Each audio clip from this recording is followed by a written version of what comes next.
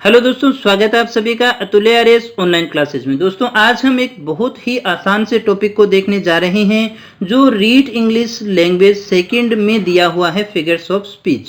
ये हमारी unit number 2 में है। दोस्तों आप यहाँ इस बात को समझ लीजिएगा पहले कि आपकी रीड में 2 लैंग्वेज है, एक लैंग्वेज फर्स्ट है और एक लैंग्वेज सेकेंड है दोस्तों, और इसको सबसे ज़्यादा आपको ध्यान रखना पड़ेगा, अन्यथा परीक्षा में गलती हो सकती है।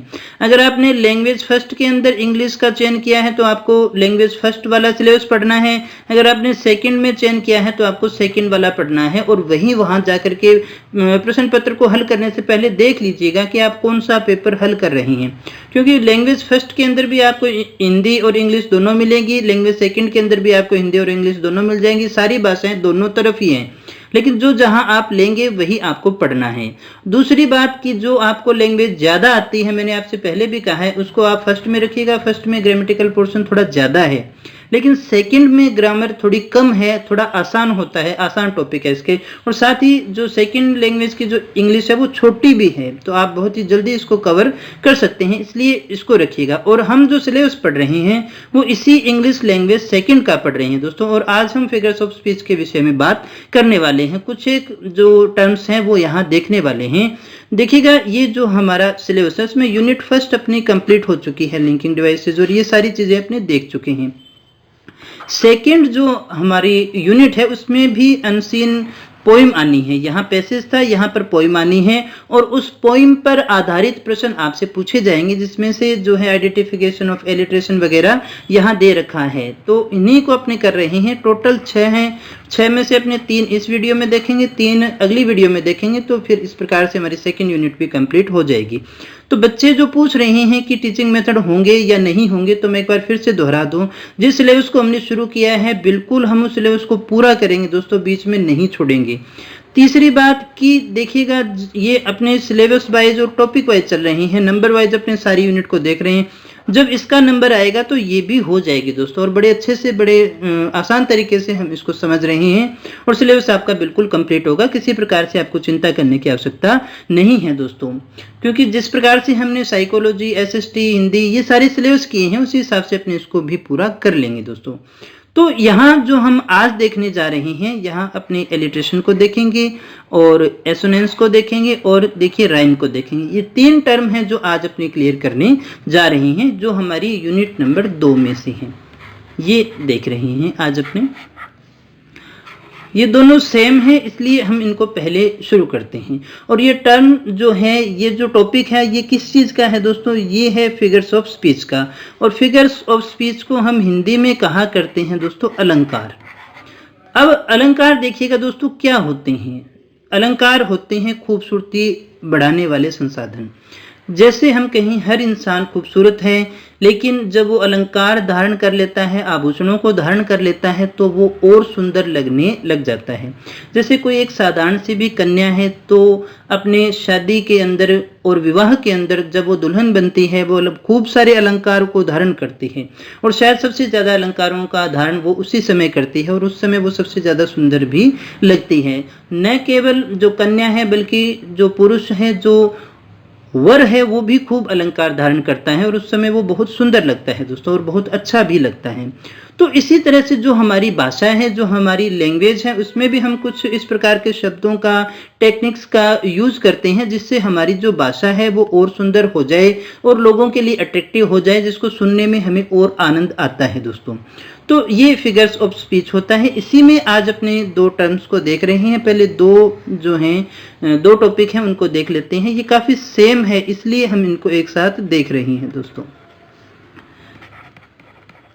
पहले इसको समझ लेते हैं अपने, फिर हम आगे चलते हैं। देखिएगा, एलिट्रेशन और एसोनेंस ये दोनों एक जैसे ही हैं। अब इसमें अंतर क्या है? अंतर जो आपको याद रखना है, यहाँ पर आप देखेंगे कॉन्सोनेंट, और यहाँ पे आपका आता है वोवल। यहाँ कॉन्सोनेंट का और यहाँ पे वोवल का दोनों तरफ ही क्या हो, देखिएगा दोस्तों, रिपीटेशन हो।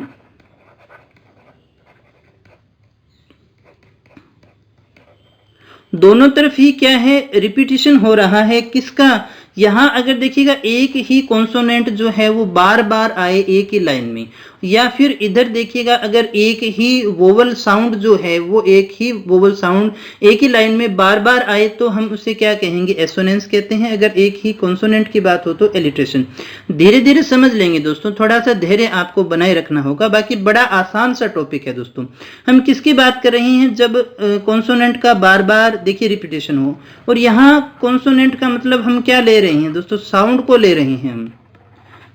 केवल हम देखिएगा लेटर की बात नहीं कर रहे हैं, हम किसकी बात कर रहे हैं, हम साउंड की बात कर रहे हैं। क्योंकि बहुत बार आपने ये देखा होगा कि जो है कॉन्सोनेंट से भी देखिए वोवल का साउंड आता है, तो हमें साउंड को देखना है, साउंड को पढ़ना होगा जब भी ये जो रिपीटेशन है वो बार बार होता है। अब इन दोनों में एक चीज और देखनी है, ये जो आता है वो एट द बिगिनिंग आता है, ये किसी भी लाइन की स्टार्टिंग में आता है, किसी भी वर्ड की स्टार्टिंग में आता है।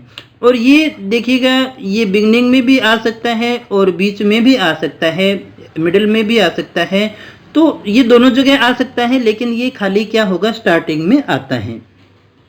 अब कैसे आता है, एक उदाहरण के द्वारा हम इसको समझ सकते हैं। जैसे हमने एक उदाहरण लिखा, a big bully beats a baby boy. अब देखिएगा यहां हमने क्या कहा, यहां है कॉन्सोनेंट या लेटर जो क्या हो, बार बार रिपीट हो किसी भी वर्ड की स्टार्टिंग में। जैसे ये देखिएगा बी बी बी बी, और यहाँ इन सब का जो साउंड है वो ब के रूप में ही है, साउंड जो है इन सब का ब के रूप में ही है। तो ये जो उदाहरण है वो किसका है दोस्तों, वो एलिट्रेशन का है।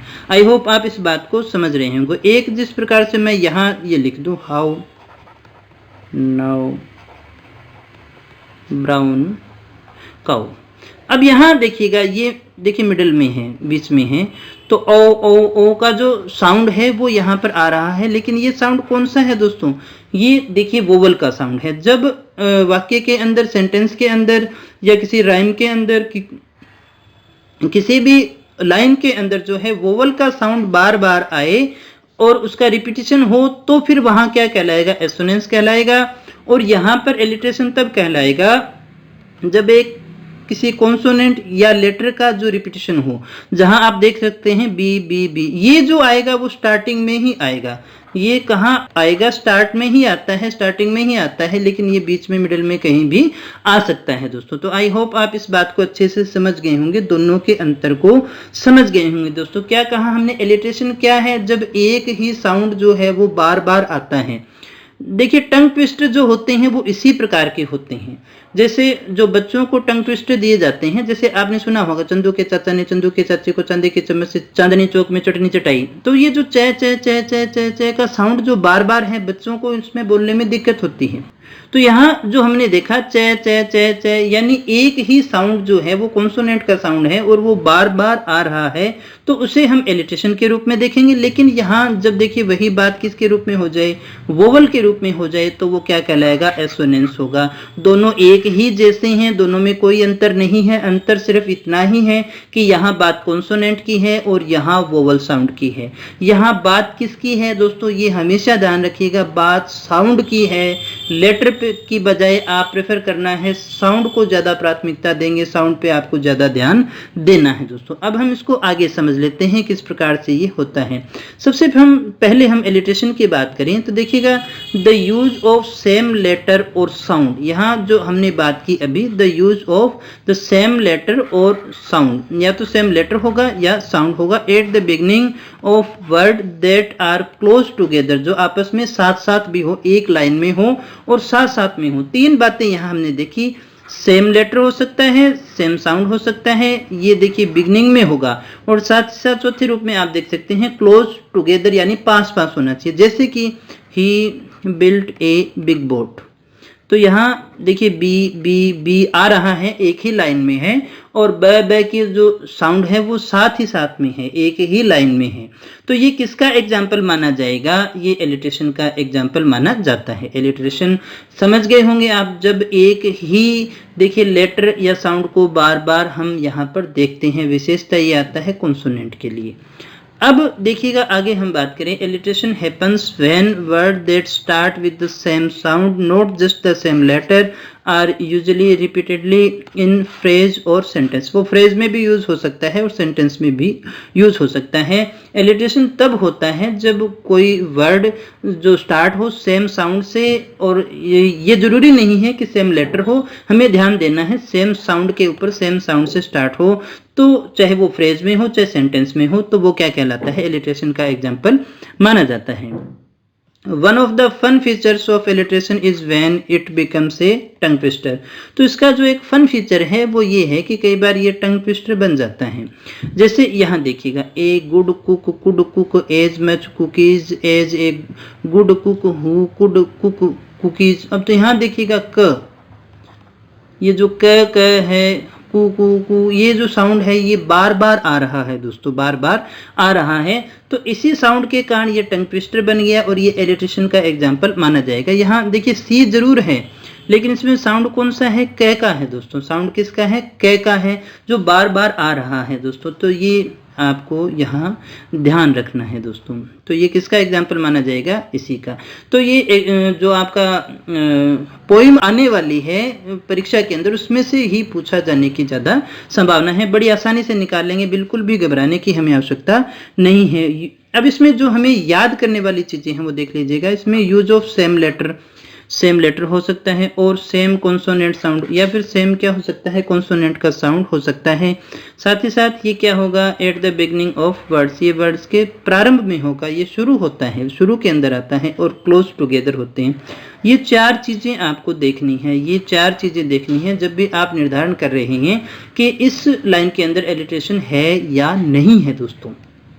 आगे अपने कुछ एक उदाहरण देखेंगे, उससे समझ जाएंगे। एक बार फिर से याद करवा दूं, यूज ऑफ सेम लेटर हो सकता है या फिर कॉन्सोनेंट साउंड। मैटर क्या करता है, साउंड मैटर करता है, और ये स्टार्टिंग में होगा, ये स्टार्टिंग में ही होगा। अगर स्टार्टिंग में नहीं है तो फिर एलिट्रेशन नहीं है दोस्तों, आप आसानी से पहचान लेंगे। क्लोज टुगेदर एक ही लाइन में होते हैं और ये साथ साथ आते हैं।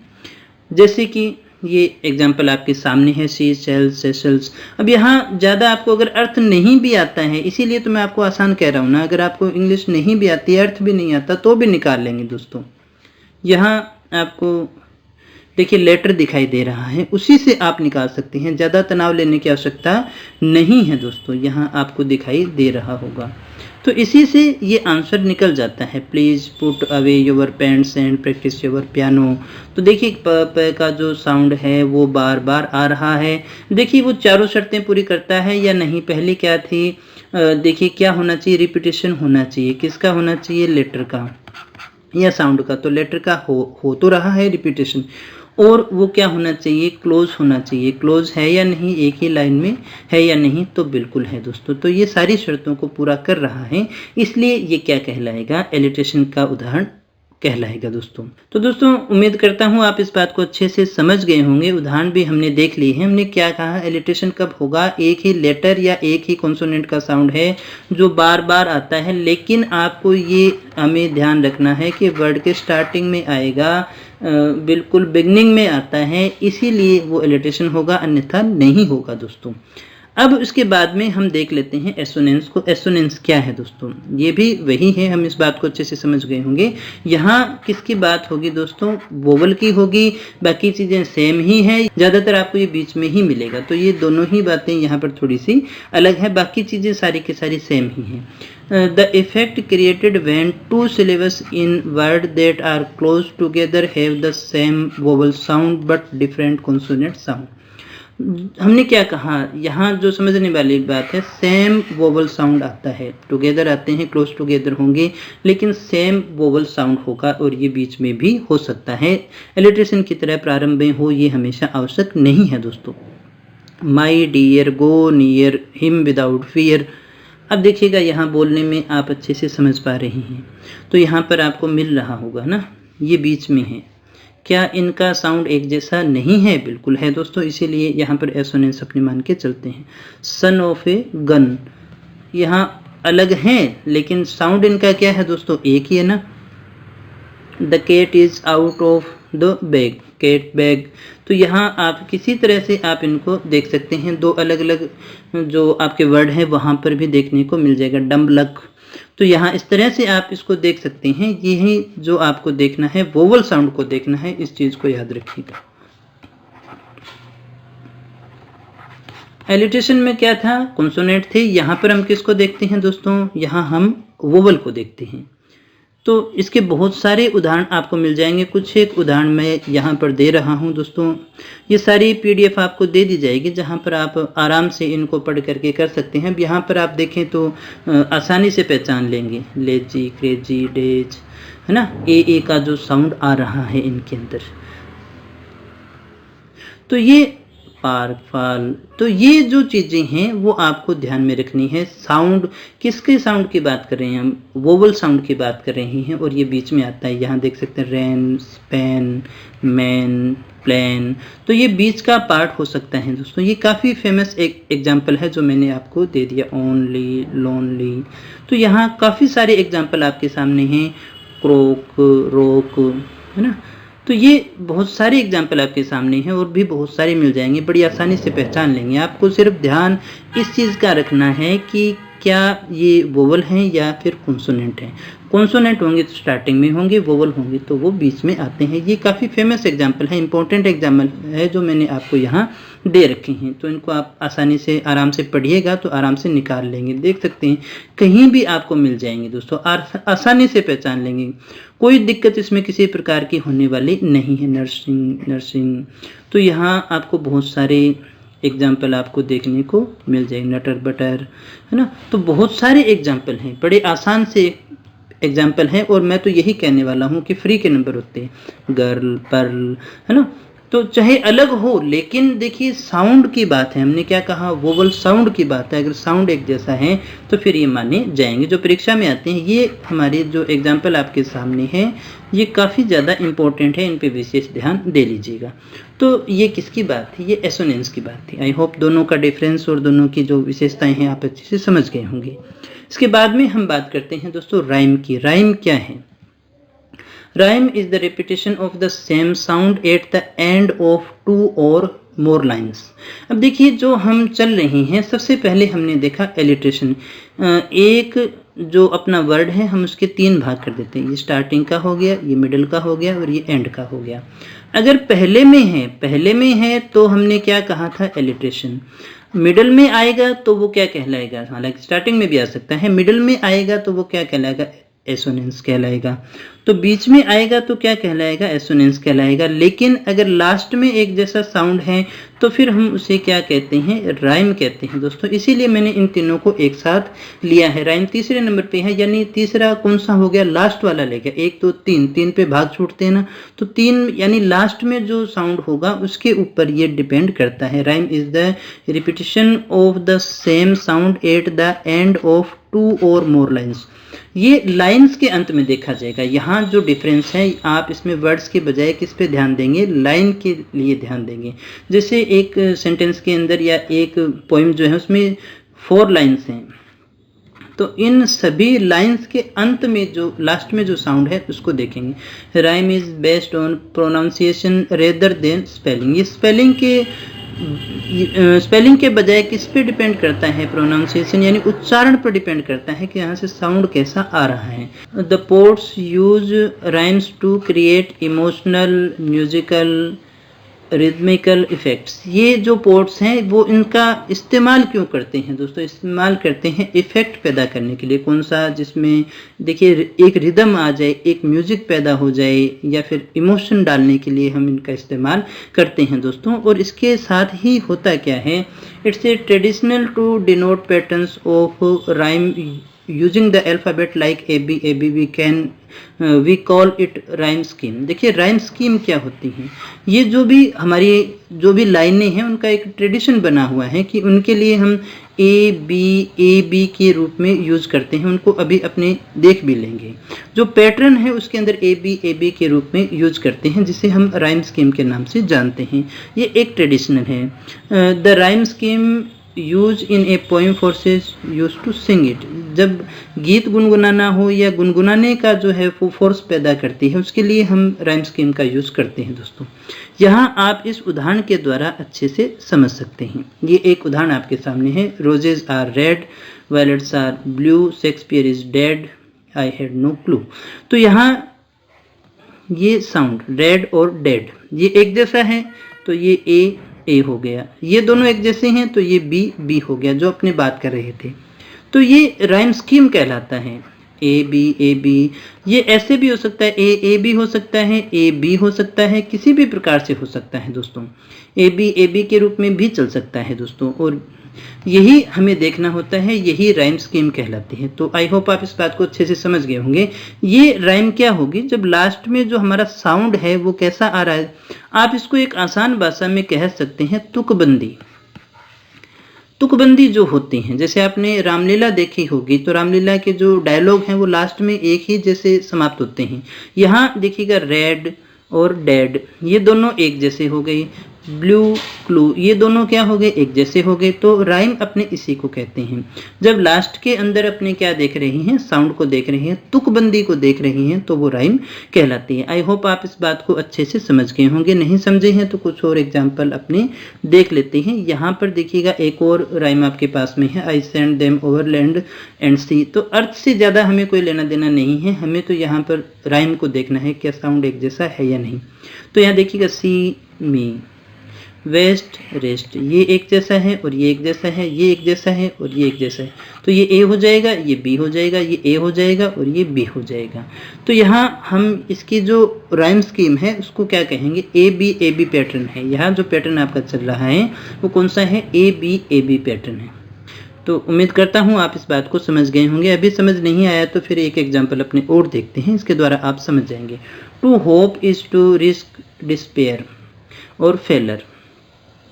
तो यहाँ जो अर का जो साउंड है दोनों जगह एक ही जैसा है, तो हम इसे ए कह सकते हैं।